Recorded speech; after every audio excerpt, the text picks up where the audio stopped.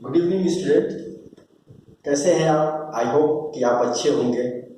Be safe, be stay in your home. मैं doctor Sanjeev Kumar Tiwari पुनः आपके समक्ष एक नए वीडियो लेक्चर लेके आया हूँ।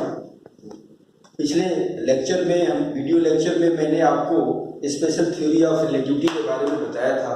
अब उसी को आगे बढ़ाते हुए मैं लॉरेंज रूपांतरण अर्थात लॉरेंज ट्रांसफॉर्मेशन के बारे में बताना चाहूँगा। एक्चुअली ट्रांसफॉर्मेशन का मतलब क्या होता है, रूपांतरण किसे कहते हैं? जब हम एक इनर्शियल फ्रेम ऑफ रेफरेंस से दूसरे इनर्शियल फ्रेम ऑफ रेफरेंस के बीच रिलेशन बनाते हैं तो उसको हम लॉरेंज रूपांतरण कहते हैं। अर्थात the relation between one coordinate system to another coordinate system is known as transformations, and this transformations can be represented by mathematical equations and that mathematical equations is known as Lorentz transformation।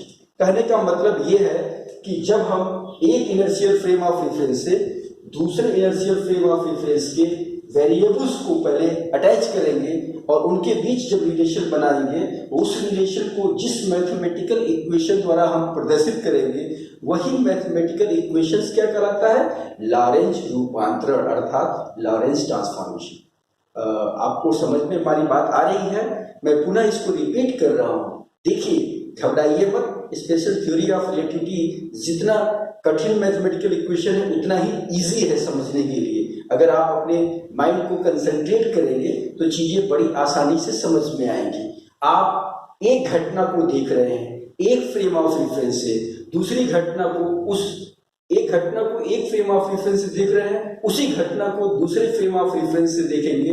दोनों के लिए calculations क्या होंगे? अलग अलग आएंगे। उन दोनों कैलकुलेशन को आपस में जोड़ के रिप्रेजेंट करना मैथमेटिकल इक्वेशन के द्वारा लॉरेंज ट्रांसफॉर्मेशन कहलाता है। Again I repeat this things कि we have one coordinate system that is S and we have another coordinate system that is S dash. अर्थात हमारे पास दो निर्देश तंत्र हैं, कौन कौन? एस और S dash.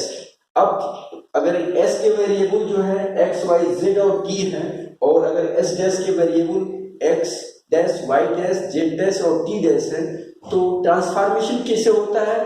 X Y Z और टी का X dash Y dash Z dash और टी डैश के रूप में लिखना मैथमेटिकल इक्वेशन के द्वारा ही क्या कहलाता है? ट्रांसफॉर्मेशन कहलाता है। और इस काम को लॉरेंज ने किया था, that is why it is called Lorentz transformation.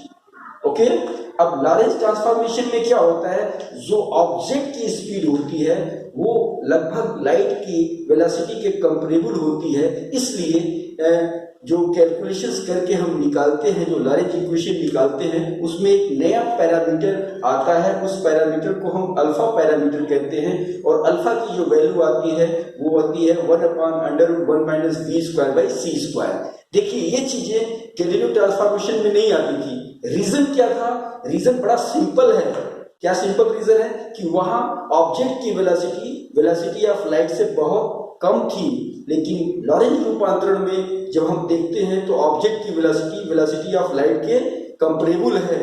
इस वजह से बहुत सारी चीजें जो वहां कांस्टेंट प्ले करती थी, जैसे मास है, वेलोसिटी है, स्पेस है, टाइम है, ये सारी चीजें गैलीलियो रूपांतरण में क्या होती थी? कांस्टेंट होती थी। लेकिन यहाँ पे क्या हो रही है? ये सारी चीजें, मास भी बदल रहा है, टाइम भी बदल रहा है, लेंथ भी चेंज हो रहा है। ये ऐसा क्यों हो रहा है? क्योंकि ऑब्जेक्ट की वेलोसिटी ऑफ लाइट के कंपेरेबल है, इस वजह से ऐसा हो रहा है। चलिए, मैं आपको बताऊंगा कि जो लॉरेंज इक्वेशन है वो क्या होता है। बेसिकली ये जान लीजिए, जो मैथमेटिकल इक्वेशन की बात हम करने जा रहे हैं आपसे, बड़ा सिंपल है। X dash equals to X minus V T upon √1 - v²/c², और वाई डैश बराबर वाई, जेड डैश बराबर जेड, और टी डैश बराबर क्या होता है? T minus b/c² into X √1 - v²/c²। ये सारी चीजें क्या हो रही हैं? थोड़ी थोड़ी बदली हुई आपको नजर आ रही होंगी। क्यों बदली हुई नजर आ रही है? रीजन एक ही है, ऑब्जेक्ट की वेलोसिटी ऑफ लाइट के कंपेरेबल है, इसलिए ये चीजें आपको बदलती हुई नजर आ रही हैं। इसका इफेक्ट क्या होता है? इसका इफेक्ट ये होता है कि स्पेस आपको कॉन्ट्रैक्ट होता नजर आएगा, जिसको हम लेंथ कंट्रैक्शन कहते हैं, और आपका टाइम डायलेशन हो जाता है, यानी समय अंतराल में वृद्धि होने लगती है।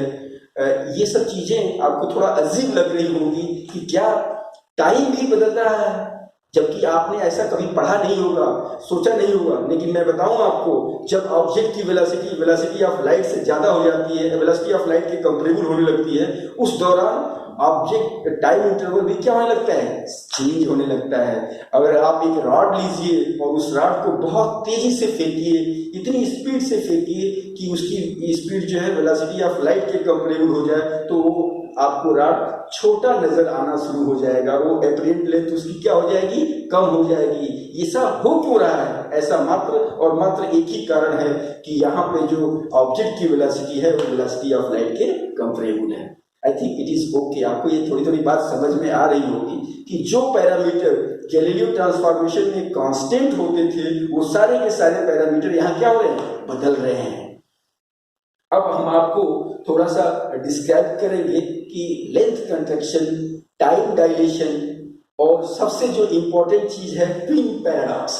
आपने नाम सुना होगा ट्विन पैराडॉक्स का, तो वो बहुत ही इंपॉर्टेंट चीज है। वो एक्सपेरिमेंटल तो नहीं हो पाएगा, क्योंकि हम कोई ऐसा स्पेसक्राफ्ट नहीं बना सकते हैं जिसकी speed light velocity speed of light के बराबर हो। लेकिन इमेजिन करके अगर हम सोचें तो ट्विन पैराडॉक्स में होता क्या है, ये मैं आपको भी बताऊंगा। इससे पहले हम आपको लेंथ कंट्रैक्शन की बात करते हैं। लेंथ कंट्रैक्शन में आप एक फाइनाइट लंबाई का क्या लेते हैं, रॉड लेते हैं। उस रॉड को आप स्पीड ऑफ लाइट से अगर आप गति कराते हैं तो होगा क्या, उस रॉड की लंबाई जो आपको नजर आएगी वो क्या होती जाएगी, कम नजर आएगी। अर्थात स्पेस क्या हो रहा है, कॉन्ट्रैक्ट हो रहा है। अर्थात स्पेस क्या हो रहा है, कॉन्ट्रैक्ट हो रहा है, यानी लेंथ में क्या हो रही है, कमी हो रही है। और इसी कमी को हम लेंथ कंट्रैक्शन के नाम से जानते हैं। दूसरी चीज है आपका टाइम डायलेशन। टाइम डायलेशन को अगर आपको जानना हो तो आप क्या करते हैं, हम दो फ्रेम ऑफ रेफरेंस लेते हैं, एस और एस डैश, और एक क्लॉक को हम क्या करते हैं, मूविंग फ्रेम में रेस्ट में रख देते हैं। ठीक है, उसका टाइम इंटरवल जो एस डैश फ्रेम में बैठा हुआ ऑब्जर्वर मेजर करता है वो होता है t0, और t0 जो होता है वही वास्तविक टाइम इंटरवल होता है। अर्थात सही घड़ी का जो टाइम अंतराल है वो एस डैश में बैठा हुआ ऑब्जर्वर क्या करता है, मेजर करता है, और उसी टाइम इंटरवल को हम एक्चुअल या प्रॉपर टाइम इंटरवल भी कहते हैं। लेकिन उसी घड़ी के को दूसरा ऑब्जर्वर किसी फ्रेम से देख रहा है तो उसको क्या नजर आएगा, उसको उसका टाइम जो है इंटरवल डिफरेंट नजर आएगा, वो होता है t। तो इसके बीच एक रिलेशन है कि t equals to t0 upon √1 - v² / c²। आपको ये स्टैंडर्ड फार्मूला मिला। इस फार्मूले से क्या नजर आता है, इस फार्मूले से ये नजर आता है कि जो टाइम इंटरवल है, एक्चुअल टाइम इंटरवल, उसका मान क्या है, कम है इन कंपैरिजन टू जो t है। इस वजह से हम कह सकते हैं कि जो टाइम इंटरवल है वो क्या हो रहा है, चेंज हो रहा है, यानी टाइम में क्या हो रही है, वृद्धि हो रही है। इट मीन्स जब मूविंग क्लॉक, जो घड़ी तेजी से मूव कर रही है, उसके लिए टाइम इंटरवल क्या हो जाएगा, उसके लिए टाइम इंटरवल बढ़ जाएगा। ये कंक्लूजन आपको स्पेशल थ्योरी ऑफ रिलेटिविटी से प्राप्त होता है और उसमें मदद करता है लॉरेंस ट्रांसफॉर्मेशन। अब आपको मैं बताऊं ट्विन पैराडॉक्स। बड़ी सिंपल सी बात है, हम इसको एक एग्जांपल के माध्यम से समझाने का प्रयास करेंगे। दो बच्चा एक ही दिन जन्म लेता है, एक बच्चे को हम स्पेसक्राफ्ट में बैठा के रवाना कर देते हैं और उसकी स्पीड हम वेलोसिटी ऑफ लाइट के कंपेरेबल रखते हैं। दूसरा बच्चा पृथ्वी पे रहता है। थोड़ी देर बाद अगर मान लीजिए 10-20 साल बाद हम लेके आते हैं स्पेसक्राफ्ट को, तो हम देखते हैं कि वो बच्चा जो स्पीड ऑफ लाइट से मूव कर रहा था वो अभी 1 ही साल का रहता है, जबकि यहाँ का जो पृथ्वी पे बच्चा है उसका जो उम्र होती है वो 30 साल हो जाती है, क्योंकि हमने 30 साल पे स्पेसक्राफ्ट मंगाया था। तो क्या नजर आया कि स्पीड ऑफ लाइट से जब कोई चीजें मूव करती हैं तो समय रुक जाता है, समय थम जाता है, टाइम में कोई परिवर्तन नहीं होता है। लिहाजा वो बालक 1 साल का ही आपको मिलता है, जबकि पृथ्वी पे रहने वाला बच्चा जो है 30 साल का यंग हो जाता है। ये है ट्विन पैराडॉक्स, जिसको स्पेशल थ्योरी ऑफ रिलेटिविटी से बताया जाता है। अब आपको हम आगे बताएंगे और भी सारी चीजें हैं स्पेशल थ्योरी ऑफ रिलेटिविटी की जो आगे डिस्कस की जाएंगी। तब तक के लिए हम आपके सामने एक प्रश्न रखना चाहते हैं। आप इस प्रश्न के बारे में हमें उत्तर हमारे चैट बॉक्स में जरूर दीजिएगा। स्पेशल थ्योरी ऑफ रिलेटिविटी, सापेक्षता का विशिष्ट सिद्धांत किस महान वैज्ञानिक ने प्रतिपादित किया था, उसका नाम लिख के आप हमारे चैट बॉक्स में शेयर कर सकते हैं। और भी सारे आपके दिमाग में कोई अगर प्रश्न आए तो आप हमारे चैट बॉक्स में जरूर शेयर करें, हम उसके जवाब आपको देंगे। और तब तक के लिए धन्यवाद। आप हमारे वीडियो को लाइक कीजिए, सब्सक्राइब कीजिए। Thank you very much.